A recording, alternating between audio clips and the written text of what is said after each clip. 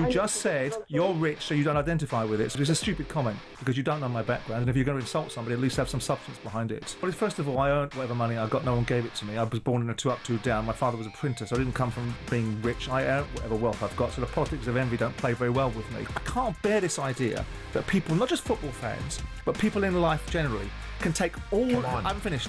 All of the upside. You can take all of the upside. The moment you don't like something, you're going to protest and vacate the building. Outrage. Not even that. They feel they have the right to protest and they think they are in the right. What a bunch of nauseating ingrates then. I think they have a right and I think they are right. Just because I made some money doesn't mean that I'm not entitled to a bloody opinion. I've never seen you dip into your wallet.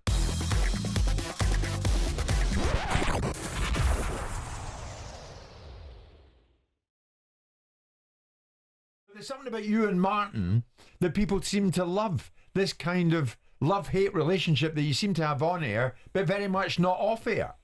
Oh, I like Martin. I just don't agree with some of the things he says. And what he wants to do is he wants to play the man sometimes and not necessarily the game. So he tries to take it into a space which is not representative of my views, which is I'm negative and dark and I have no love in my heart and everything I dislike is a football. It's not true, because it gains him some currency with the people that are listening to him. The reality of it is when you get to the nub of the argument, which is we all agree there's a potential that the players are playing more games than perhaps it's ideal. But how do you fix it? Right. Given that 90% of all the money in the game finds its way into the pocket of the players, the agents, the managers, and transfer fees. So if you're going to make this argument that you want to do something, you better come up with an argument of how you're going to do it. And that's where Martin runs dry all the time. How? Well, the how part, yeah. How? Yeah. I tell you what, it's a great watch. For those of you, there's very few people in the country, I don't think, that have seen it. It is absolutely sensational. Appointment to view.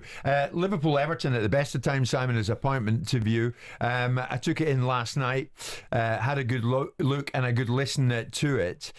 The short and the tall of it is that Liverpool edge out Everton, go 12 points clear at the top. I suppose from a Liverpool point of view, and we'll get to some of the main talking points, not least that Tarkowski challenge in a second, was it important for Liverpool for re-establishing momentum at this particular time of the season? Now we've just got into April.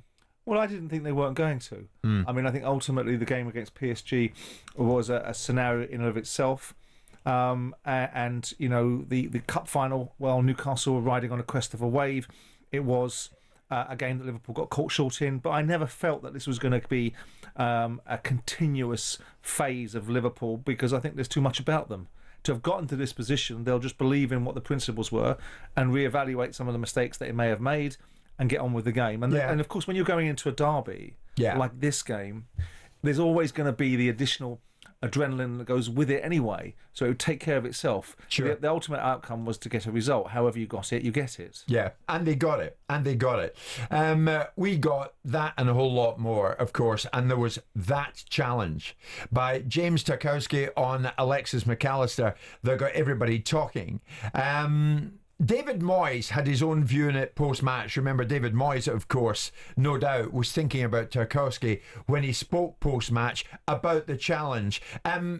Basically, the point here was the challenge in itself, would it identify as a leg-breaking challenge? He certainly clattered into him. Anyway, before we get into it, this was Moyes.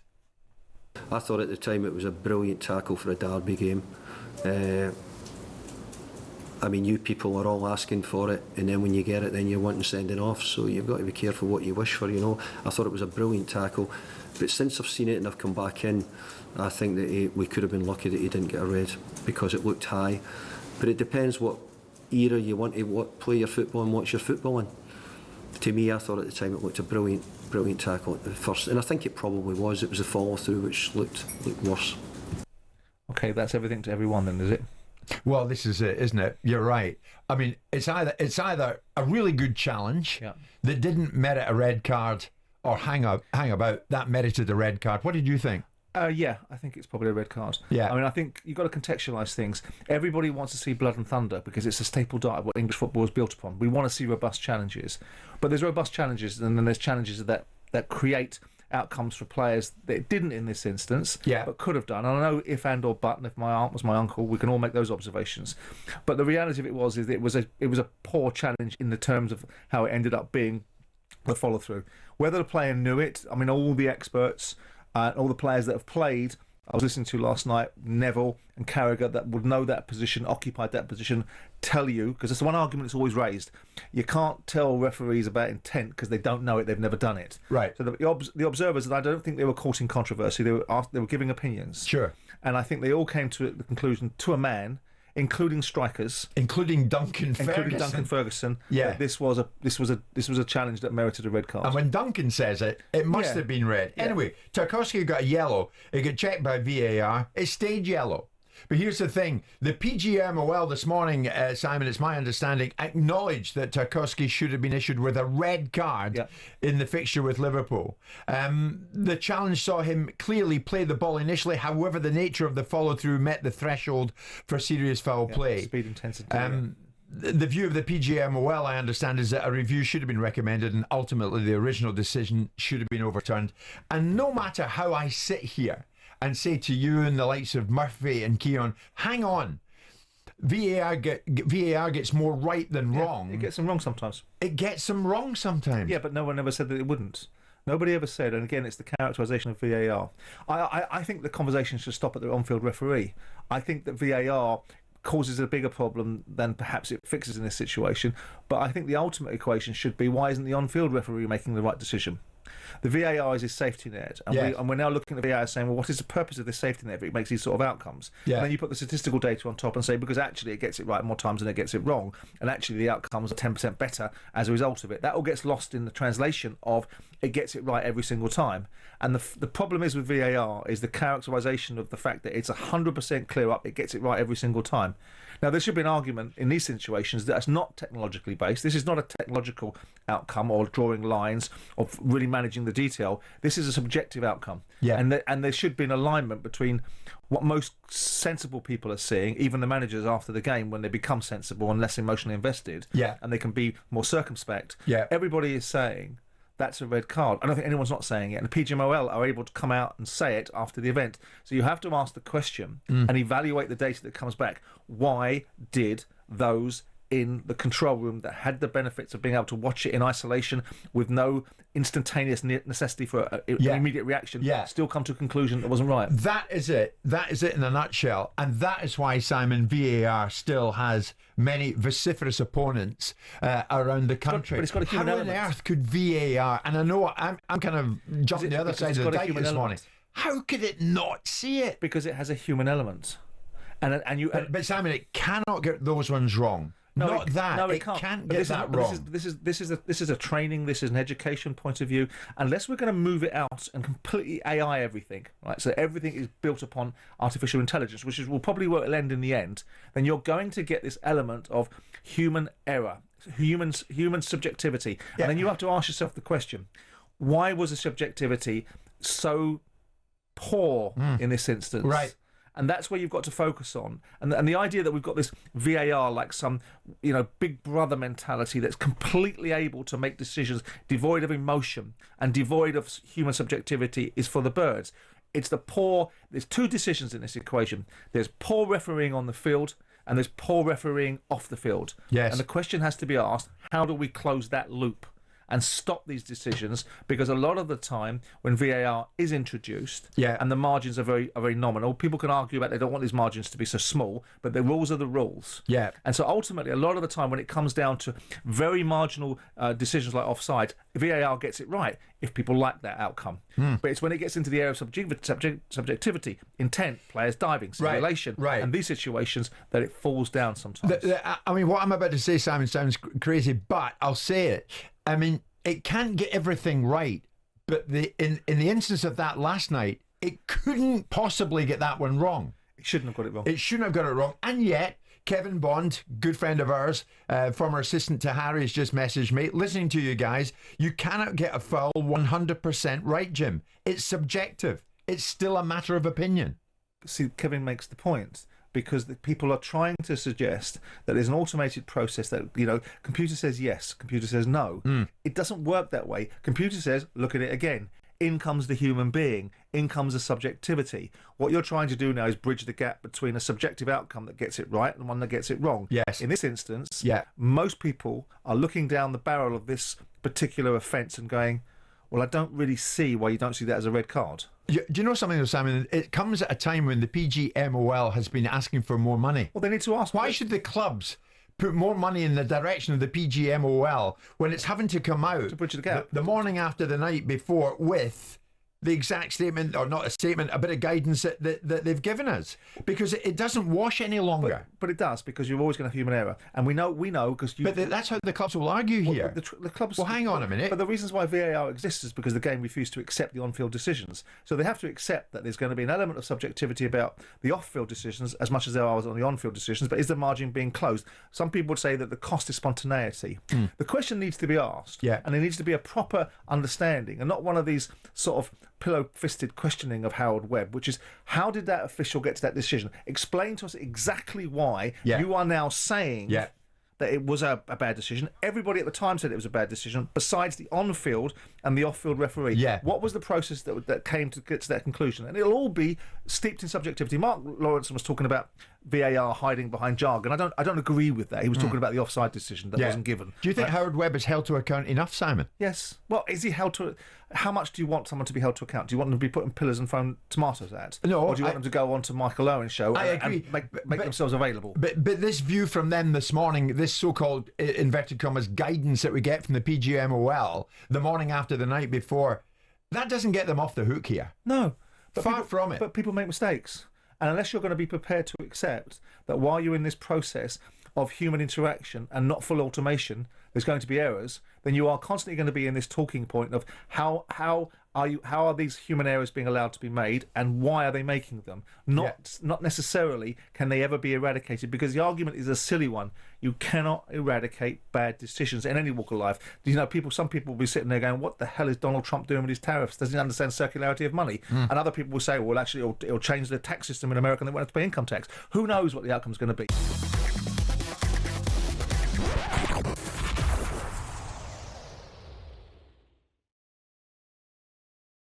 No-show protest last night, Simon. Last night at the Etihad.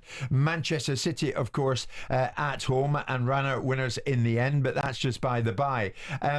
Hordes of empty seats at the Etihad last night for the first 10 minutes of their game, as Manchester City fans followed through in the protest around the club, reportedly outsourcing tickets to third-party websites who sell them on for inflated prices. Now, we've spoken about this in the same breath as Chelsea, and now it's Manchester City. In actual fact, pre-match, before we hear from Simon on that, Guardiola touched on this. Football clubs belong to the people.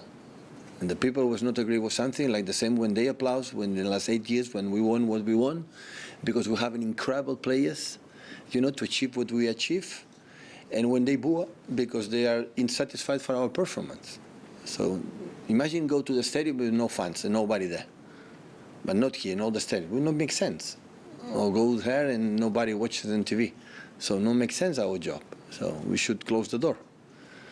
And of course they can legitimately express what the concerns and the feelings with the club, and the club is open, that listen to them and try to arrive in agreement that everybody can be satisfied. Only I can say, egoistically or not egoistically, I need them. We need them. We need the fans, to close to the games and support us, and in the bad moments be there, because we are playing for a lot. So, but who I am, to say, but not here when I was in Barcelona, I was in Bayern, as a manager, who I am to, don't be agree with the people can express what they want to express. I can have my opinion, but that is irrelevant. It's not important. Yeah, as usual, when you're in the studio, when we play a bit of audio, or in this instance some video as well with it, you would watch Pep on YouTube there and on your smart TV. Simon's chiming in to me about what he thinks. Well, I'm going to get to that in a second. For those who don't know, groups of fans stayed away last night. And I must admit, when I cast my eye in the opening minutes of the Etihad, I thought, where the heck are the supporters? It does stand out to you. Where are some of them? And then they come in after a period of time and fill their seats. But some of the fans stayed away from their seats for the opening 9 minutes to highlight Viagogo becoming the 9th external ticketing website used by City after signing a partnership last week. Some of the fans, Simon, suggest what this is moves into legalised touting territory. So this is what they're on about. What was your point about Pep's point? Well, my point was going to be that I think Pep Guardiola should be supporting the owners and their views, and I think the fans have every right to express theirs. But is there one ownership model that you can suggest that hasn't got enough currency to be able to make decisions and have the fans accept some of them? I mean, this football club has been built or rebuilt, and its achievements that it's never had in its history before, despite the fact it had great moments with Joe Mercer and Malcolm Allison back in the late 60s. Right? This club has been created by the determination and the wealth of Sheikh Mansour, the regeneration of the area. So when you make a decision that people don't like, how can it be that you take all the good things that you think are wonderful, you'll have all those, and when someone makes a decision that you don't like, you protest and vacate the building? Yeah, but hang on, Simon. And they're totally entitled here to protest should they wish. We live in a country where freedom of expression. It costs them money not to watch the full 90 minutes. They want to watch it, but they're like, how are we going to make a protest here that will be seen? I'm happy to cede that point and concede that point. Mansour can't ignore fan sentiment. I'm not arguing that point, whether they have a right to do it. Can Mansour ignore fan sentiment? I'm not arguing whether they have a right to do it. I'm arguing whether they are right to do it. Because there is an element of... I think they have a right, and I think they are right. Well, they clearly have a right because they live in a country which enables it. Well, what is going on here, though? But what about this sense of entitlement? You have a football club which has been powered by the economics of huge investments. You have a team that's won the Premier League because of one man's decision to pour endless amount of cash in there, to build a football club that now has the achievements that have never been in its history, and then you don't like something... Yeah. And you protest. Yeah, but the ownership should have realised the fans wouldn't like this. No, the ownership, with respect... What they're saying is they're not happy with the club is sourcing out to a third-party website, which sees the price of tickets soar. And I understand that. But the fact of the matter, you can't... Is it really... do we really live in a world where you only accept what you like and when you want it, and when there's something else that you don't like, all your loyalty, all your respect for these wonderful owners that have done so much for you, that you laud and applaud when it suits you, the moment you don't like something, you're going to protest and vacate the building? But why shouldn't they not like this? Why should City indulge in it? Why shouldn't they trust the judgment of the owner? They trust their judgment. But why should the ownership indulge in this? They're being shut out. Because the owners clearly believe, alongside their management team, that this is an opportunity to monetize certain aspects of the ground. Specifically, they're saying the hospitality sectors, which a lot of the fans themselves don't participate in. So what we're talking about is moral confected outrage, based upon the idea that fans now have the right to tell the owners of football clubs everything they do wrong, rather than say, I tell you what, these guys on the balance of probability get 95% of things right. The things they've done for this football club... They've got this right? I don't think it's about right and wrong. I think it's a commercial decision. It's not about right and wrong. There is always going to be some section of people. What they're saying is there's a slippery slope to tourism in football, to allowing away fans to get into the home area. Well, let's make those assumptions at a later stage when it's borne out to be the case. I think that these owners might know what they're doing. Yeah, but just because they've brought the club success doesn't mean the fans don't have a right to protest. And they feel they have the right to protest, and they think they are in the right. But what a bunch of nauseating ingrates then. So the only things in life that you're... Why? It's them who are suffering. They want to watch the 90 minutes. They can watch the 90 minutes if they get back from their moralistic standpoint of suggesting that owners... But some of their mates might be priced out.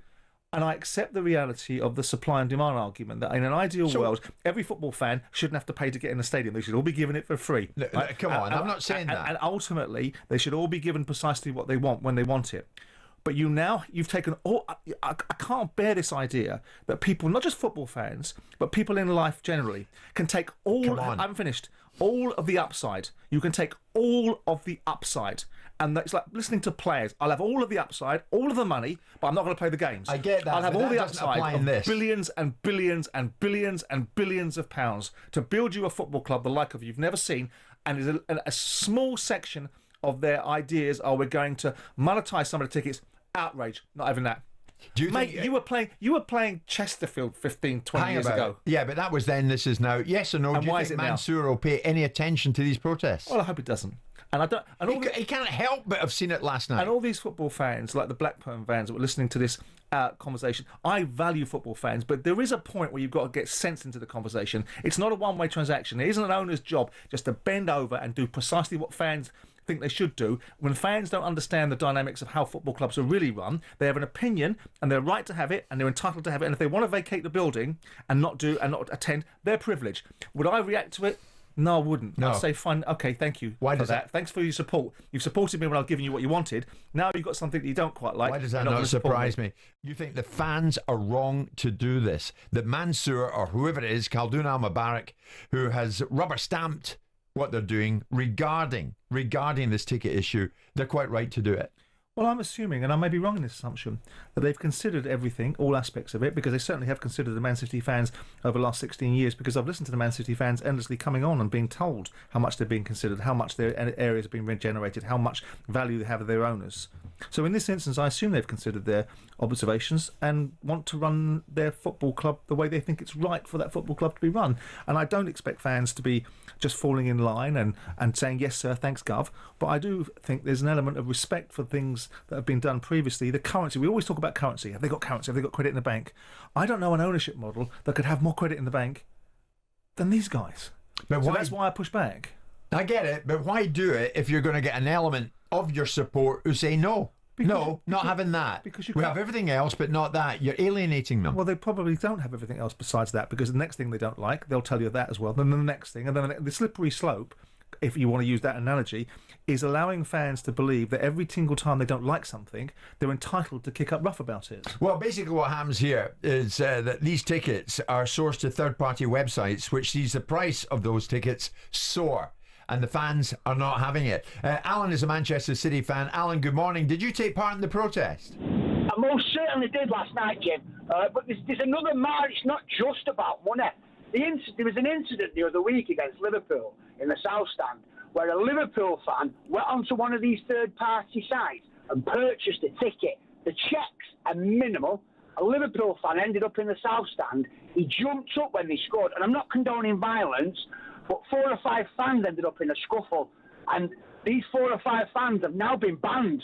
Now, I'm not saying violence is right, but if you've got a fan jumping up to you next to you score, it's a passionate sport. People are going to react. There's also a safety issue behind this. We're getting away fans buying tickets in the home end because they're not being checked. The club are also not willing to sit down, or they've agreed a deal now.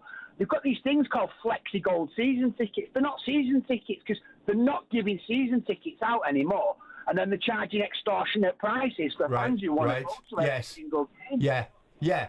I mean, and you don't feel entitled here, do you, Alan? You don't feel that you feel you've got a legitimate cause for complaint here. I am blessed. When I was a kid, I just wanted to see City win a trophy, win a Manchester Derby, and the last 10 years have been unbelievable because I'm 40 odd years of age. I've followed them since I was 5 years old. I don't feel entitled. I do know this, but I think there's a better solution to it, to be fair with you. These corporate tickets, they're charging £500. Why not put a 15% rise on the corporate tickets and freeze the season tickets or bring them down a little bit and let the people who are going to spending all this money on the corporate pay a little bit more for their experience and subsidise the regular fans? Because the Etihad now, you go to it and it's a tourist attraction. You've got half and half scarves, and I know that's the new way forward. And these fans are not going to the game to sing. They're sitting there on the mobile phones and they're recording. The Real Madrid game the other week, we had a fan who bought a ticket online and was having an haircut in the stand.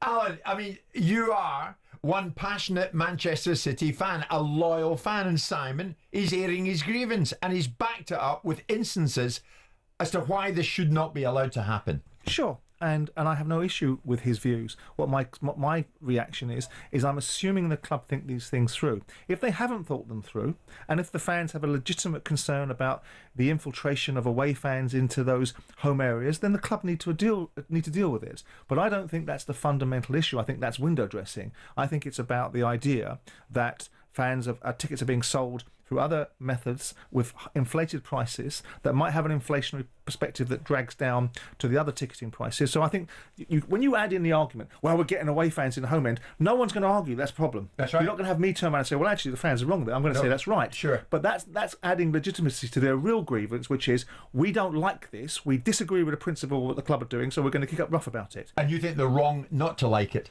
I think they should trust their owners. They've trusted them with everything else. You can't just take all the good stuff and ignore something you don't like. And Harry's a Liverpool fan who I think is through and wants to make a point on this as well. Harry, where do you stand on this situation with the outsourcing of tickets to third-party websites and then they go on those and the prices soar? Where do you stand on it?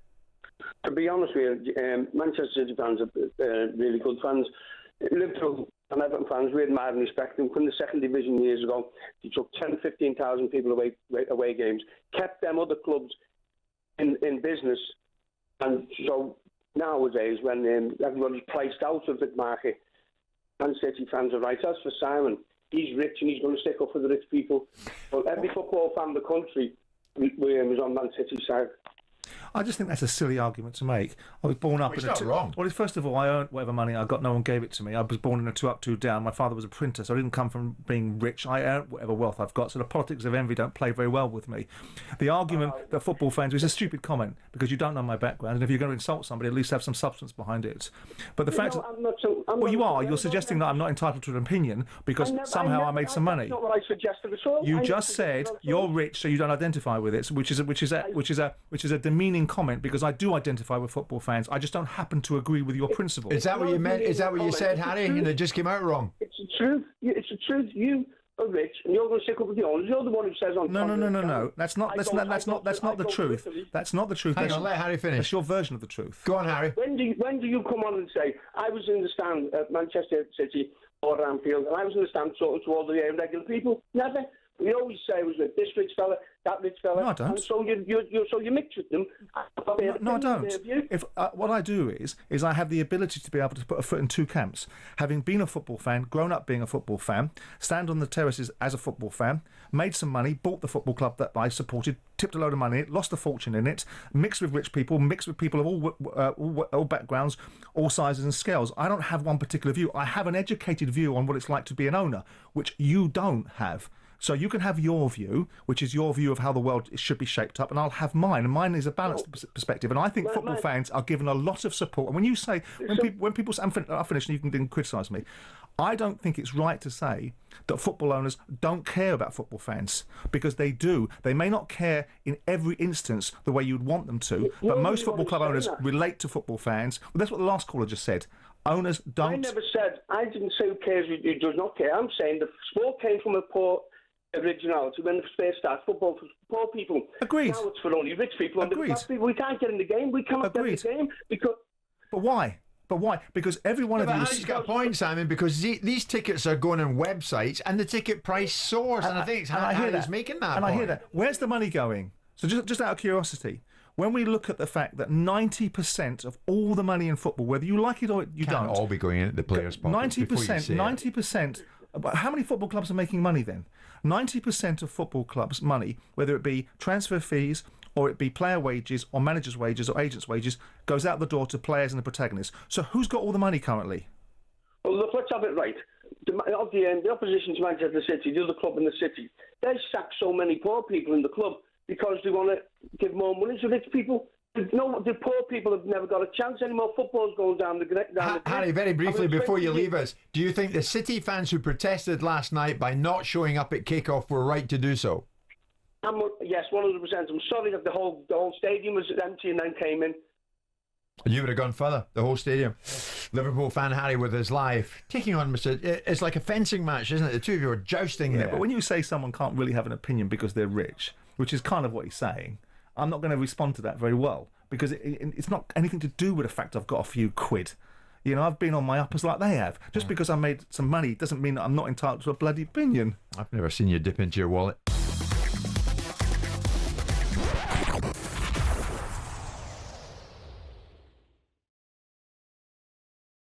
Jose Mourinho is head coach at Fenerbahce in Turkey.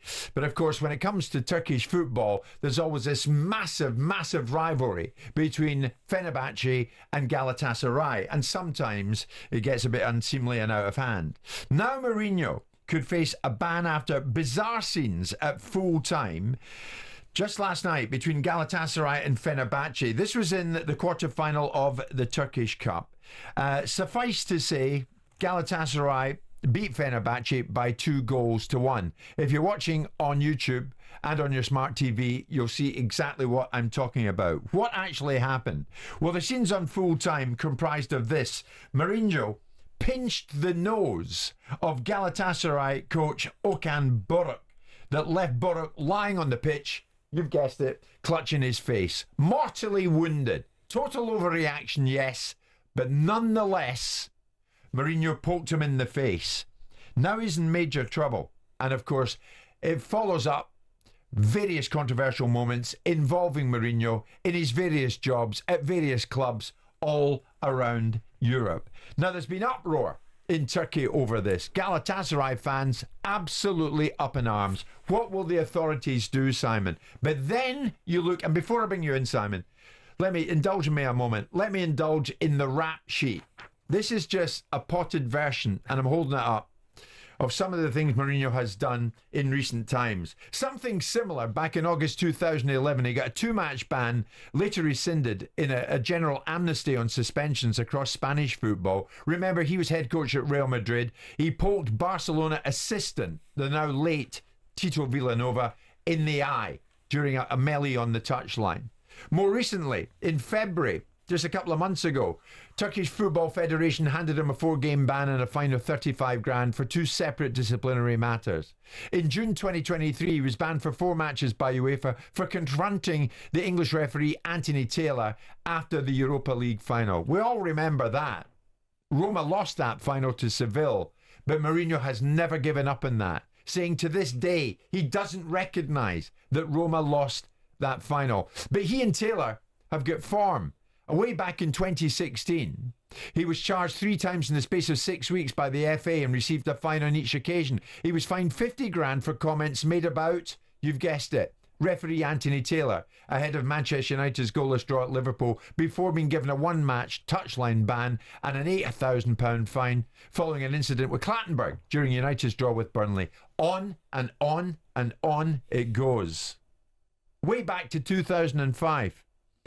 75 grand fine, reduced from £200,000. Mourinho was fined over his role, external, in the tapping up of Arsenal defender Ashley Cole when he was at Chelsea. So we've got to this. He pokes the Galatasaray coach in the eye, who goes down. Totally made a meal of it. But anyway, nonetheless, he did it. Where does it finish up? Is this the end for Mourinho? I doubt it. He's a combustible character. He should behave better at times. He doesn't. And he gets consequences as a result of it. He moves the needle. I mean, his recent outbursts in Turkey have resulted in foreign referees coming in refereeing games. So he still moves the needle. He still creates opinion. He still wants people still want to employ him. Does he behave in a way that I think is befitting of someone of his capabilities, his standing? No. Is he becoming perhaps worse as he's got older, if that's a word? I think so, possibly, because I think the elements of his management style are based upon now landing at different clubs that didn't quite have the same cachet as maybe some of the big clubs that he's managed before, and that might formulate some of his outlook and outbursts. I mean, I'm not as offended as you are by it. If I was a club owner, I'd think to myself, now, what would I do with him? What would you do with him? Well, I would bake it into my thinking that there's a potential problem coming with him. I had Warnock. Warnock was pretty combustible as well, and he had not a great deal of respect for referees. Nothing like this, Sam. No, because of scale of Jose Mourinho. I mean, you also got look behind the scenes. I remember writing articles about referees back in the day and getting charged by the FA, and then seeing transcripts of some of the things that Alex Ferguson said, and they were way off the clock in terms of what he would do to referees, and they were finding their way into refereeing reports, and he wasn't getting sanctioned for them. Now, I'm not suggesting that Mourinho poking somebody in the face in the situation in Barcelona, in the Madrid game with Barcelona, and or doing this. I mean, I have to say, not an excuse. I think the football manager's reaction to it is pathetic. Oh, it is. I don't know what's the matter with these guys. These are supposed to be men. But nonetheless, he still did it. But the thing is this, Simon, this was a powder keg. I've been to Galatasaray Fenerbahce. The late Dalian Atkinson scored in that game for Fenerbahce. I'll always remember the atmosphere. Yeah, it was absolutely Graham sticking flags in the middle of the pitch. Incredibly tense. And the thing is this, in this same game, the Galatasaray players, Derimbe, Yilmaz and Hakan Yandas from Fenerbahce were all sent off after a brawl erupted in stoppage time. I mean, it could have been a heck of a lot worse. If you get some of these fans coming on, you want him banned for when life? He's put the head coach of Galatasaray on the turf, yeah, then where would that end? Because The Turkish security don't need any excuse to raise the battens and get in amongst the fans. And Mourinho could have played a part in stoking that up. Sure, and we've got owners in that space that was it Turkey or Greece? I can't remember, that were booting referees. Yeah. So there's a behavioural issue that should be addressed. Yeah. When does he become unemployable? When someone stops offering him jobs. I mean, ultimately, because people keep offering him jobs. I mean, are you in the camp of banning him for life then? I don't know. Are we getting towards that territory? We can't be far away from it. Well, we can't be far away from the it. establishment probably aren't. I mean, I do think that there is an element of... I understand your point of view. They'll hit him with everything but the kitchen sink in Turkey. Yeah, well, what are they going to hit him with? What does he care about that, I suppose? Economically, it's not going to bother him. But what does he care about the repercussions? He doesn't. He seems to get a free pass every time something like this happens. He doesn't get a free pass. Well, he gets punished, and you just don't think the extent of the punishment is big enough, right? So he's not getting a free pass. He's not getting away with it. He got banned for the Anthony Taylor instance where he was abusing him in the tunnel. We disagree about how much of that is not something that goes on all the time, and it got amplified and elevated, and perhaps the experiences that Anthony Taylor had at the airport were totally unacceptable. Not perhaps, they were. But that's on the fans as well, by the way, not just Mourinho. I mean, not everything someone does means that everyone has to do something to replicate it, do they? People have agency over their own behaviour. Should owners now look at Mourinho and think, no, not for us?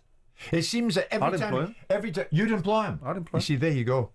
Why? Because I want to win, and I think there's a possibility. But he doesn't. Well, he lost the final to Seville. He's losing to Galatasaray. Galatasaray have a 6-point lead over Fenerbahce at the moment. He went out the Turkish Cup to Galatasaray. Let me frame it in a different way then. He gives you an opportunity. He went out the Europa League to Rangers. He gives you an opportunity to win. He puts you in the eye of an opportunity. Does he win all the time now? He used to win all the time. It used to be that Mourinho won all the time. But he still gets you close. So that's always going to lead you to the conclusion. Does he, though? Well, of course he does. It's a two-horse race in Turkey. Sure. But notwithstanding it, they're still close. If they win their game in hand, they're only 3 points behind. So the game's still afoot. Now, obviously, he's been brought in to win things. The profile of Turkish football is elevated by Mourinho being in there. The fact that certain things, people still listen to him. Whether you like it or don't, the needles moves. He makes an attack on the refereeing fraternity. Bang, you've got foreign referees coming into games in Turkey. But does image and reputation not matter to you? To a point. Yeah, I'm not interested in the optics of the media's perspective on it. No, I'm not saying that. I'm not saying that. The optics of what is acceptable and what is not. To who? At your club. You say you'd employ him. To who? Say it was Crystal Palace in your day last night playing Galatasaray and he did that. I would take him to task on it. But I wouldn't. By doing what? But whatever I felt was appropriate at the time. But I would not be concerned if I'm looking at a full stadium.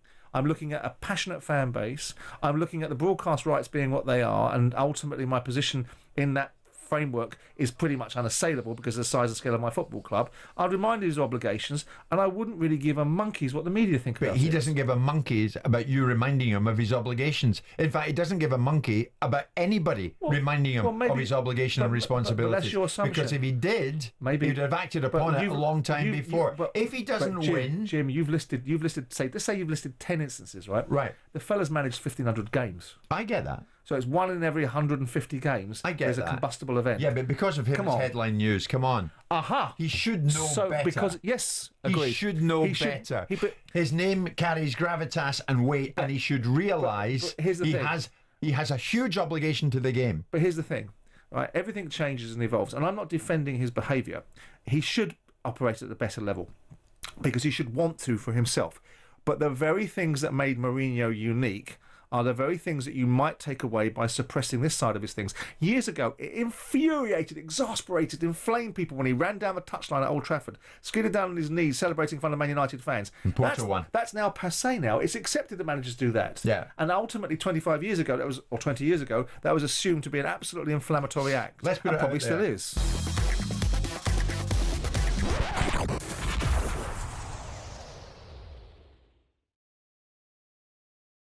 The only Premier League game tonight is at Stamford Bridge, just down the road from here, here in this part of London. Chelsea against Tottenham. It's live on talkSPORT. Simon, going into this match, Ange Postecoglou ended up having to field some questions about his future. Nothing new in that.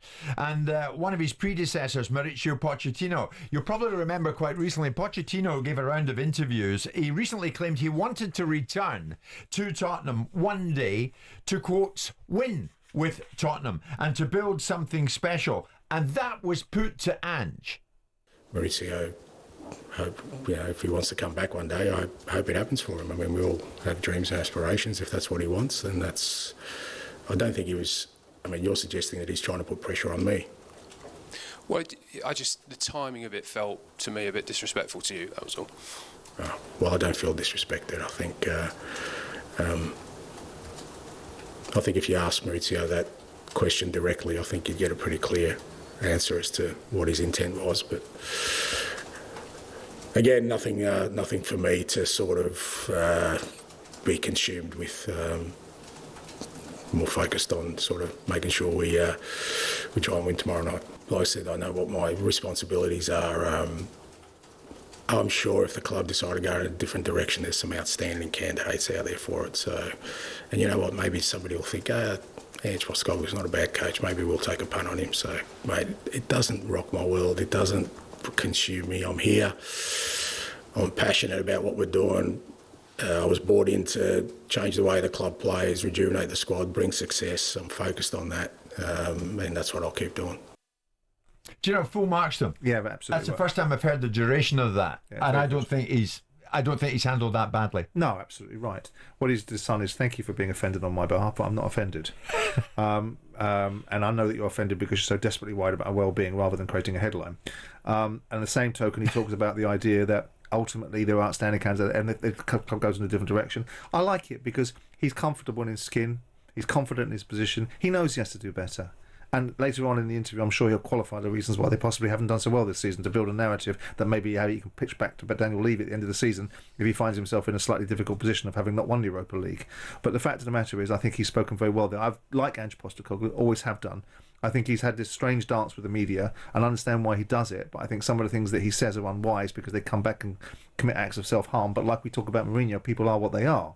And they say what they say, and if you take away those component parts of them, perhaps you take away some of the positive parts. But I also think there's a benefit and experience of learning when to speak and when to be quiet and not to give people things that you don't need to give them. Don't tell someone something you don't really want them to know because there's no benefit in that.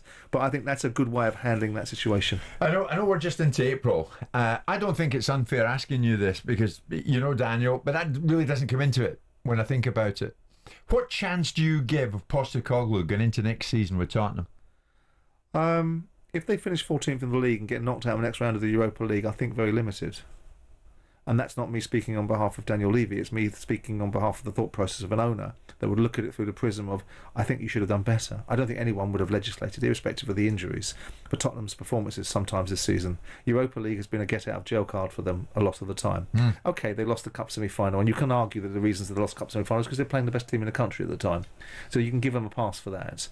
But some of the results they've put out this season, irrespective of having a full team or not a full team, when you're losing to some of the opposition they've lost to, not acceptable. Even with a depleted squad, when they played Palace back in the day at the beginning of the season, when Palace were off balance and not anywhere near resembling what they are now, they had a full squad, they lost. When they played Ipswich, you know, these are games that Tottenham Hotspur shouldn't be losing with respect to the opposition that they're playing against. So I think there's a lot that Ange can answer to and think about. But I want him to be successful, not just because I happen to like a bit late for that. Well, success is all relative. If they go and win this trophy that they are desperately requiring themselves to win, that changes it. It'll change the narrative a bit, and they're still very much in the hunt for that. See, they don't though, and he goes. And I know Ange is big enough and ugly enough to know that this is how you talk on a live show such as this. Where do you think Levy would look? Oh, I think he'd look at Bournemouth, don't you? Do you think so? Well, I think he's a very good manager. Despite Pardew's splutterings the other day about what he has and hasn't done, I think he's clearly exhibited. The only question is, does he have the ability to translate from a parochial, provincial club that's a very good club like Bournemouth to a bigger stage where the expectations, the chairman looms over the back of you portentously because the fans dislike him. The expectation of the club is that the media are lighting upon this massive stadium, this group of players, and expecting them to be anything but Spursy. So whether he can translate there, but I would suspect something like that wouldn't be an unreasonable observation on where you would want to look.